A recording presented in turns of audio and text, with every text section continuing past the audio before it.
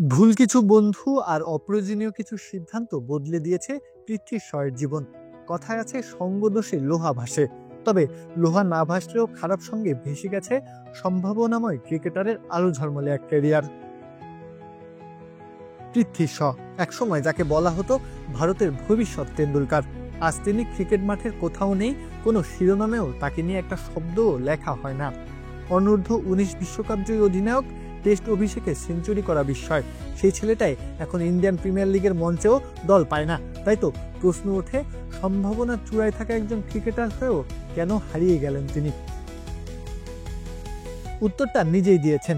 এক সাক্ষাৎকারে বলেছেন, আমি জানি আমার সঙ্গে কি হয়েছে, আমি অনেক ভুল সিদ্ধান্ত নিয়েছি জীবনে। ক্রিকেটকে কম সময় দিতে শুরু করেছিলাম। আগে প্রতিদিন 3-4 ঘন্টা প্র্যাকটিস করতাম, কখনো ক্লান্ত হতাম না, আধা দিন মাঠে থাকতাম। এখন স্বীকার করছি, তখন একটা বিচ্যুতি হয়েছিল। আর এটা ওইটা না, কাপড় ধোয়ার একটাই সলিউশন, চাকা অল ইন ওয়ান। নিজের অপ্রয়োজনীয় বিষয়কে গুরুত্ব দেওয়া, ভুল বন্ধু বানানো, এসবই ধীরে ধীরে তাকে লক্ষ্যপথ থেকে দূরে সরিয়ে দেয়। তিনি বলেন, তখন আমি অনেক ওপরে ছিলাম, সেই জায়গা থেকেই কিছু ভুল বন্ধু তৈরি হয়। তারা আমাকে বিভিন্ন জায়গায় টেনে নিয়ে যায়। আমি ব্যাটিং প্র্যাকটিস করতাম দিনে 8 ঘন্টা, এখন তা 4 ঘন্টায় নেমে এসেছে। তবে দুঃসময়ে কাউকে পাশে না পেলেও নিয়মিত খোঁজ নিতেন ঋষভ পান্ত এবং সচিন টেন্ডুলকার। কৃতজ্ঞতা স্বরূপ বলেন, ঋষভ পান্ত ছাড়া আর কেউ ছিল না, সচিন স্যার ছিলেন, তিনি জানেন স্ট্রাগল কাকে বলে। আমি ওনার চোখের সামনে বড় হয়েছি, অর্জুন টেন্ডুলকারের সঙ্গেই ছিলাম, ওনার বাড়িতেও গিয়েছি। ডিসিপ্লিন এবং ফিটনেস ইস্যুতে বাদ পড়ার পর এবার মুম্বাই ক্রিকেট সংস্থার কাছ থেকে এনওসি চেয়েছেন পৃথ্বী শ।